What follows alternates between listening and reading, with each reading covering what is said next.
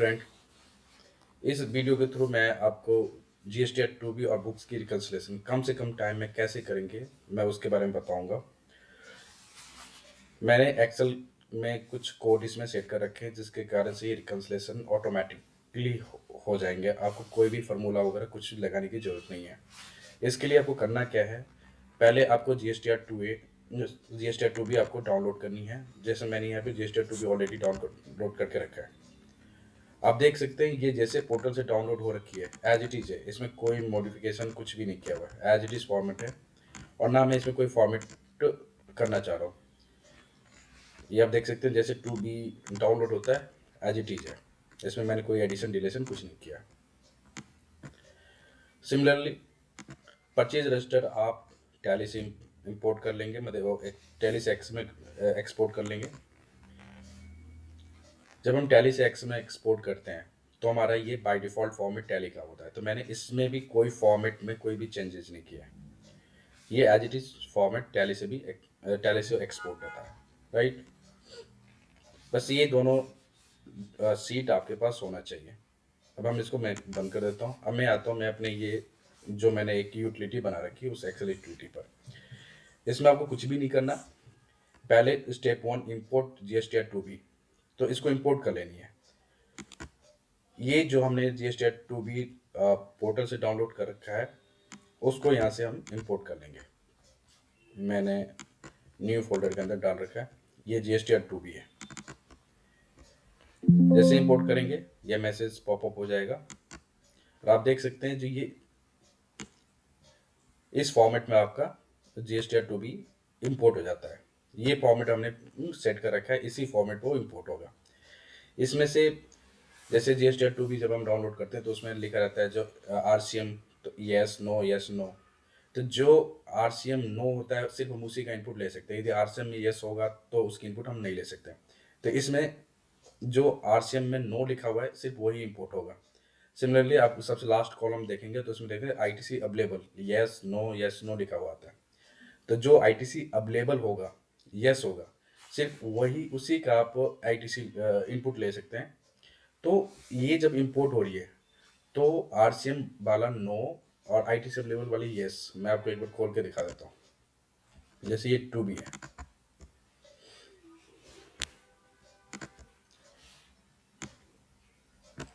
जैसे ये supply attract arts reverse charge no, तो जहाँ पे ये नो लिखा होता है सिर्फ आप उसी का इनपुट ले सकते हैं। यदि सपोज यहाँ पे यस होता तो उसका इनपुट आप ले ही नहीं सकते। सिमिलरली सबसे लास्ट पेज में, सबसे लास्ट कॉल में आप देखेंगे, सॉरी यहाँ पे ये आईटीसी अवेलेबल, तो यदि ये नो होता तब उसकी आईटीसी ले ही नहीं सकते थे। तो जो यस होता है उसी का आप आईटीसी ले सकते हैं। तो जब हमने इंपोर्ट किया हमने अपनी यूटिलिटी में, तो यदि किसी भी रो के आगे यदि ये नो लिखा रहेगा तो उसको इंपोर्ट नहीं करेगा। सिमिलरली किसी रो के आगे यदि ये यस होगा तो उसी को भी इंपोर्ट नहीं करेगा। यानी कि सिर्फ ये वही इंपोर्ट कर रहा है जो एक्चुअल में जिसकी आईटीसी हम क्लेम कर सकते हैं। दूसरी बात, जैसे आप इसमें देख सकते हैं कुछ फिगर निगेटिव में भी आ रही है, लाइक दिस। ये फिगर निगेटिव आ रही है। ये एक्चुअली क्रेडिट नोट है जो जीएसटी 2B में क्रेडिट नोट आ रही थी, और ये डेबिट नोट है। तो आप देखेंगे जीएसटी 2B में जो क्रेडिट नोट होता है वो भी प्लस में होता है। ये देखने सारे प्लस फिगर, ये क्रेडिट नोट है 3 और ये सारे प्लस फिगर है, और डेबिट नोट भी प्लस फिगर है। पर जब हम इस सीट में इंपोर्ट कर रहे हैं तो ये बाय डिफ़ॉल्ट ये उसको निगेटिव ले रहा है।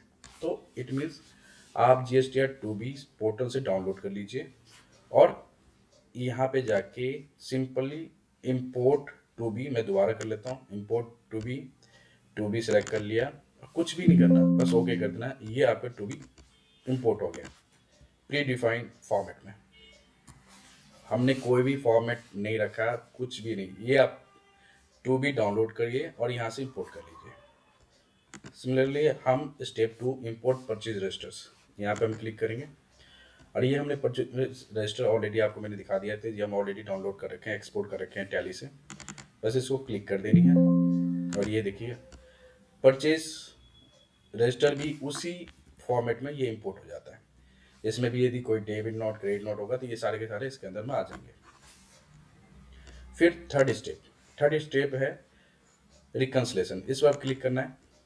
ये कह रहा है इंटर बुक सीट नेम, यानी ये कह रहा है जो आपके बुक्स की जो परचेज रजिस्टर है उसका आपने क्या नाम रखा हुआ है। तो जैसे मैंने यहाँ पर रखा नेम बुक्स, तो आप लिख दीजिए बुक्स, कैप्स में स्मॉल में कुछ में भी लिख दीजिए, इससे कोई प्रॉब्लम नहीं है। ओके। फिर कहता है जो GSTR 2B का डेटा है वो किस वाले सीट में है, तो ये है, हमने लिखा है GSTR 2B, GSTR 2B। बस ओके कर देंगे। ओके करते ही ये आप देख सकते हैं हम दो रिपोर्ट जनरेट हो रहा है। एक तो कंप्लीट रिकंसलेशन, ये कंप्लीट रिकंसलेशन है, जो मैच हो रहे हैं वो भी, जो मैच नहीं हो भी हो रहे हैं। आप देख सकते हैं not in 2B match, not in books match match. Even जो पॉइंट्स में डिफरेंस आ रहा है, ऑल दो डिफरेंस है बट इसको ये मैच की कैटेगरी में रख रहा है। इस तरह से जो भी मिसमैच है वो ऑटोमेटिकली हाईलाइट हो जा रहा है, तो आपको ये भी नहीं ढूंढना जो मिसमैच कौन सा है। और नीचे में एक ग्रैंड टोटल भी लिखा हुआ आ रहा है। दूसरी चीज़, एक सिर्फ डिफरेंस का भी रिपोर्ट जनरेट हो रहा है। ये सिर्फ वो है जो सिर्फ डिफरेंस आ रही है। इसमें ऑल्दो थोड़ा ये पॉइंट में डिफरेंस है, यहाँ पे स्टेटस मैच दिखा रहा है, बट यहाँ पे क्योंकि डिफरेंस आ रही है तो उसने इस डिफरेंस रिपोर्ट में यहाँ पे रख दिया, बट उसकी कलर डिफरेंट कर दिया है। तो ये बहुत ही आसान तरीका है। इसमें ना तो कोई आपको फॉर्मेट में आपको इंपोर्ट करना है ना कुछ, बस आप GSTR 2B डाउनलोड कीजिए और यहाँ से इंपोर्ट कर लीजिए।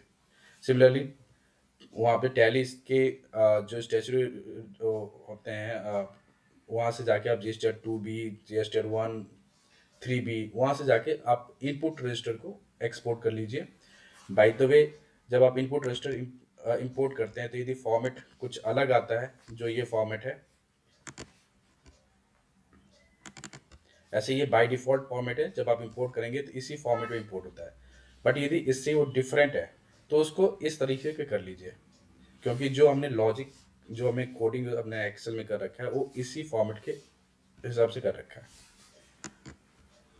फिर आप इसको कुछ भी फर्दर फॉर्मूला लगाना चाहते हैं आप लगा सकते हैं, कुछ डिलीट करना चाह रहे हैं कुछ भी, तो ये डिलीट भी हो सकता है। ये आप कुछ भी डिलीट करना चाहे डिलीट हो जाएगा। तो ये प्रिस्क्राइब फॉर्मेट में आपका ये रिपोर्ट जनरेट कर देता है। इसमें गलती की कोई चांसेस नहीं है। मैंने इसको कई बार ट्राई कर लिया, हर एंगल से ट्राई कर लिया, ये रिपोर्ट बिल्कुल एक्यूरेट दे रहा है। हाँ, इसके पीछे का जो लॉजिक है, मैंने एक चीज़ इसमें वो कर रखा है। जैसे यदि सपोज बिल नंबर का मिसमैच है, अब बाकी सब कुछ मैच है, तो वो दिखा देगा आपका मैच। बिल नंबर को हमने यहाँ पे लॉजिक में नहीं लगाया है, क्योंकि बहुत बार क्या होता है जो हम बिल नंबर कुछ और डालते हैं, पार्टी फाइनेंशियल ईयर के साथ उसमें बिल नंबर डाल देता है, तो अननेसेसरी का वो डिफरेंस क्रिएट हो जाता है। तो हमने यदि सिर्फ बिल नंबर का डिफरेंस है तो ये जो रिपोर्ट है वो बताएगा कोई मैच। यदि बिल नंबर प्लस किसी और का भी डिफरेंस आ गया, for example GST date, party name, taxable या टैक्स में कोई भी डिफरेंस आएगा तो ये शो कर देगा। एक बिल को कह देगा जी ये 2B में नहीं आ रहा है, दूसरा आपको बता देगा ये बुक्स में नहीं आ रहा। और एक बेनिफिट मैं और बताना चाह रहा हूँ, जो आप देखेंगे ये ऐसा नहीं, और ये डेट वाइज आ रही है, बिल डेट वाइज आ रही है और पार्टी वाइज भी आ रही है।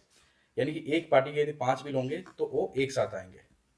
तो आपको ये भी ढूंढने की जरूरत नहीं है जो एक पार्टी ऊपर में आ रहा है एक पार्टी नीचे आ रहा है। सपोज ये 500 होते हैं, इसमें रो होता, तो एक पार्टी ऊपर में है फिर उसी का एक बीच में आ रहा है, तो ये ट्रैक करना अपने आप में एक मुश्किल काम था। तो इसमें ऐसा कुछ भी नहीं है, पार्टी वाइज आ रही है।